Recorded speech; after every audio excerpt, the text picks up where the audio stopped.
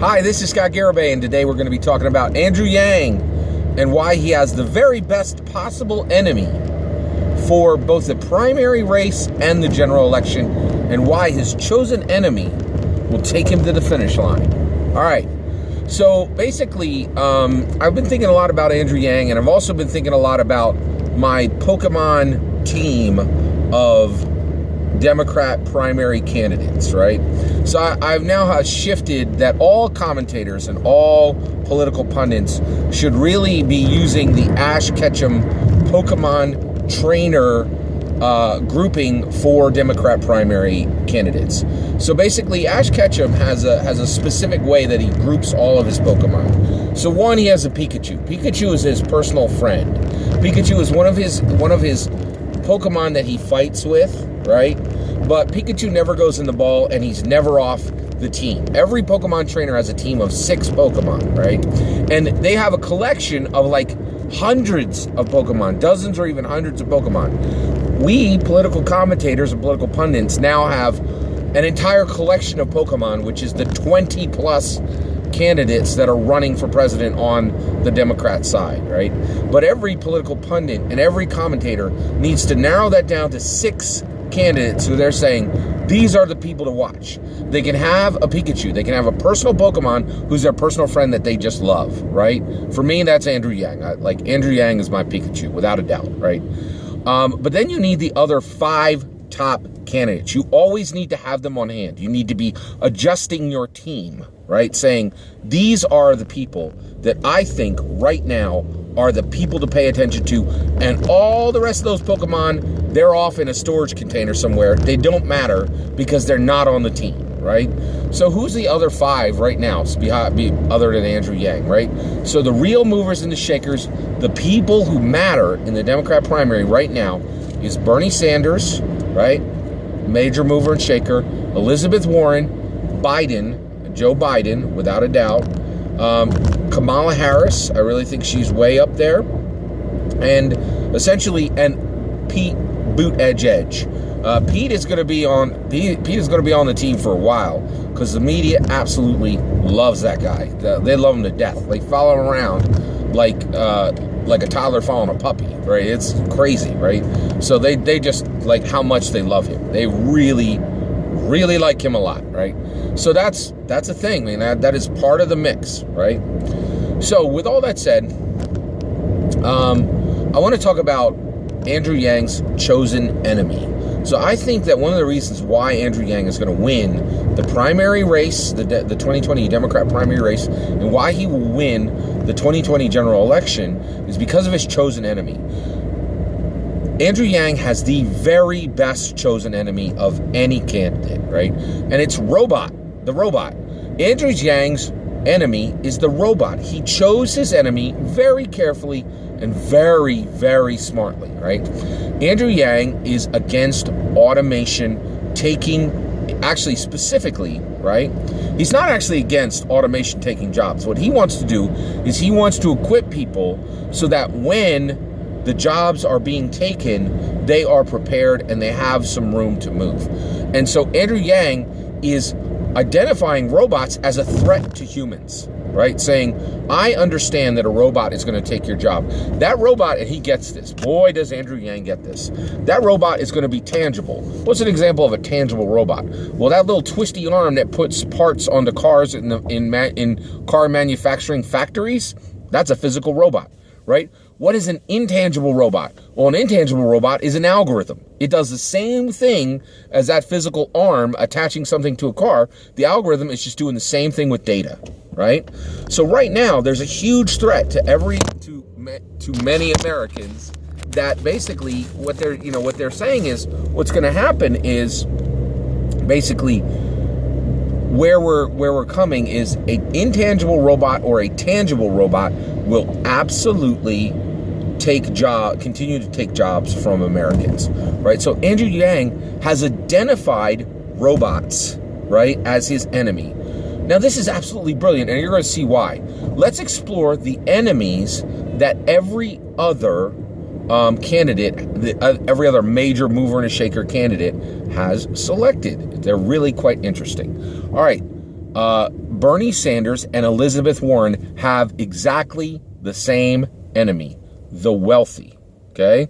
Now, I want to back up just for a minute. Andrew Yang's enemy is perfect. It's not a human being, and it isn't a group that contains human beings.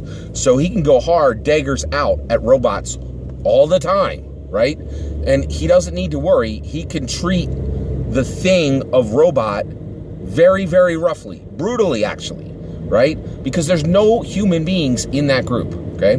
Let's go back to Bernie Sanders and Elizabeth Warren. They have the same enemy, the wealthy. They are highly orchestrating taking the wealthy down, taking their piles of money from them, right? Like cutting those piles of money down to an amount that those two are comfortable with, that they are comfortable with, nobody else, right? Like that, and I think that's really interesting. Their chosen enemy is the wealthy, and that's really, really fascinating. Pete Buttigieg, who is his enemy? Well, he has a really unusual enemy. He has old social thought, right? So I think Pete Buttigieg, he has the enemy of old social thought. So basically, he is coming from the perspective of the way that human beings have thought, the way that Americans have thought of society, how society has been structured, has been wrong for a long time, and certain groups of people have been left out of that traditional structure and have been considered other from a traditional perspective, right? And so he's coming to correct that. So his enemy is old social thought, right? Now, what about Kamala Harris? She also has a very interesting enemy. She has non-progressives, right? So a lot of people think that Kamala Harris is like a Democrat, and so since she's liberal, her enemy would be Republicans, or her enemy would be conservatives, right? But that's the thing that's really interesting about Kamala Harris, and that's why she's on the Pokemon 16, right? She is a major mover and shaker because she is not like any other Democrat. She has a history of a, fangs out, claws out prosecutor. She is a major opponent of crime. And if you're a criminal, there were days where, she had days where she had criminals afraid of what she was going to do to them, right? Because she was a prosecutor. She was there to deliver justice, right? And that is incredibly rare within the sphere of Democrat candidates. That is extremely unusual, right? So Kamala Harris has this situation where she really is, she has a distinct enemy, which is non-progressives. It's not conservatives or Republicans. It's really non-progressives, people who don't want the country to move forward. And if Kamala Harris is made president of the United States of America, we are going to break some traditions, and the whole country will move forward for multiple groups of people. Multiple groups of people will be forwarded by her victory, right? People who have distinct attributes, right? And so that's really she, and even beyond that, I really think Kamala Harris really wants to move this country forward. Let's talk about Joe Biden. He has the worst by the way. So Joe Biden, he has the worst possible enemy. His enemy is Trump, flat out, right? Joe Biden has made it clear that he sees his presidential run, right, as a rescue mission for America. I really, really feel strongly that Joe Biden is wasting a huge amount of time, shine, energy, attention for the Democrats, right? One, he has no vision for America. He didn't even want, I think it's really clear that it is my opinion, he had no interest in running. The only reason he is running is he wants to make sure Trump doesn't get a second term, right? That's not a good reason to run, right? That would be a good reason to run if the Democrats didn't already have a full bench of incredibly qualified people who have true vision for what they want to do with America. Biden doesn't have any true vision for what he wants to do with America. He just wants to stop 4 more years of Trump. That is not a good reason to run, right? He has no clear plan for America. He just wants to stop Trump from having another 4 years. That is not a sound reason. It is retaliatory, and I feel it is weak. And the other issue is when the Democrats have produced a strong bench of candidates, right? When you have Bernie Sanders, when you have Elizabeth Warren, when you have Pete Buttigieg, when you have Kamala Harris, and when you have Andrew Yang, all people who actually really reflect, right, the genuine care about intersectionality that the Democrats have been saying they care about for 20 years, and then to bring Biden forward, right, with no plan and just a retaliatory strike against Trump, his candidacy is just taking so much shine, attention, and energy from people who actually have real plans and actually want to move this country forward, rather than doing a 4 or 8 year repeat of the Obama years. The Obama years were great. We moved. It was really good, right?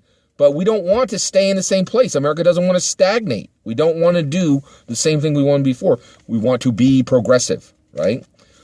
Joe Biden's enemy is incredibly poorly chosen, right? Which is Trump. And it's a bad enemy because it's retaliatory. Sanders and Warren, their enemy of the wealthy, is a terrible, terrible chosen enemy.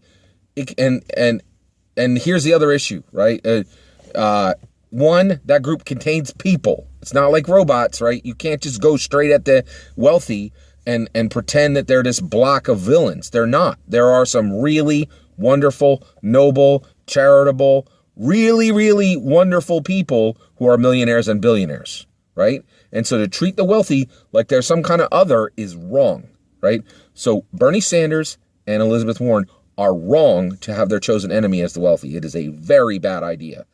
What about Pete Buttigieg and Kamala Harris? They both have poor enemies. They're not terrible enemies. They're genuine enemies that I think that, like, Pete Buttigieg genuinely wants to strike down old social thought, right? Kamala Harris genuinely wants to strike down non-progressives, right? Like, she doesn't want to strike them down. She wants to make sure that they don't move, that non-progressives do not gain power in this country, right? And that she would do a good job of making sure that doesn't happen, right? But what's the problem with both? The reason why this is not a good enemy is the same for Pete Buttigieg and for Kamala Harris. And the reason why is they are nuanced. These are nuanced enemies, right? Old social thought and non-progressiveness. Non-progressives, man, you got to know a lot about politics to really know what those are and why they should be stopped. They're nuanced. And I'm going to drop some science on you. Here you go. This is important. I feel like so many Democrats don't get this. The election race is about simplicity, right? The election race is the primary and the general. The election race is about simplicity. Your message has to be crazy simple, super simple, right? The governing period, when you win, that's where you bring out your complexity, right?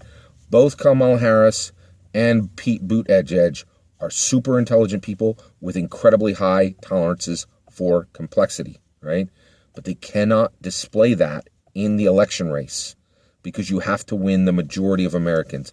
And the majority of Americans do not have a high tolerance for complexity, right? So those nuanced enemies, they're not good choices for enemies. Andrew Yang has the very best chosen enemy, right? In Dungeons & Dragons, there's a class called the Ranger. The Ranger has a chosen enemy. And against that enemy, they get special benefits and they're incredibly effective against those. And they're actually groupings of enemies. It could be oozes, beasts, undead, demons, right? Like dragons, all kind, like they're groupings of monsters, right? And I'll tell you right now, Andrew Yang is a Ranger. He has his chosen enemy, robot. It is the best enemy of any candidate. And I think, Andrew Yang's coming to slay the robots and to make sure that not another tangible robot or intangible robot takes another job from an American without that American having a safety cushion that is there if that does happen, right? And so I think that's why Andrew Yang is going to win. He chose the very, very, very best enemy possible for any of these. I think basically the other choices, Kamala Harris and Pete Buttigieg, They have a nobly chosen enemy. I fully understand why they chose those enemies, but it's a bad choice because they're both nuanced. Bernie Sanders and Elizabeth Warren, they're flat out wrong. Choosing the wealthy and treating them as other is a bad policy. Bad policy. And Joe Biden is the absolute worst. He has no business in this race. He is taking time, energy, and attention from people who genuinely want to be president of this country, right?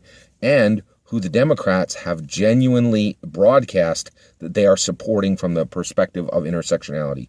So for Joe Biden to come and say, we're going to keep this country in orbit, circling around Obama's years for another 4 to 8 years, and I'm going to be an 83-year-old president, Joe Biden is not a good idea. I really, now, no one should take his right to run for presidency, but the Democrat voters, and that's me. Guess what? I'm a registered Democrat, right? I'm going to be voting for Yang in, I think it's going to be April of 2020. I'll vote for him in Pennsylvania, right? Really need to tell him right quick, he needs to get out, because this is a waste of everyone's time. Joe Biden is in orbit. He is going to put the nation into orbit, into stagnation, into staying in one place and repeating what we've already done. No one needs that. No one needs that. And frankly, I'm going to say it now. This is a growing concern. I really didn't want to get here.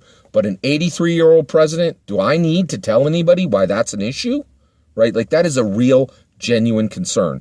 Bernie Sanders said this. He said at 77, it is absolutely fair to consider his age when you are considering him as a candidate, right? He knows what it's like to be on the trail, right? This is a job that could kill a healthy person, right? Like, it is incredible, like, just from the stress, right? An 83-year-old president, I just do not think that is a good idea for the nation. I really did not want to end up that far out on the age issue, but man, I am so worried about Biden because his numbers, because the media loves him, they are embracing him, and he is getting a lot of protection and armor from them, and it drives me crazy to see his candidacy going forward when he doesn't even want to. In my opinion, he has no interest in being president. All he has an interest in is stopping Trump from having another 4 years. And that's not enough. I want a president with vision, right? And it's not enough just to stop another person, right? A retaliatory strike is not a good reason to run for presidency. That's my take. I'm more than willing to hear you out. Let me know what you think in the comments below. Please consider liking and subscribing, and have a wonderful day.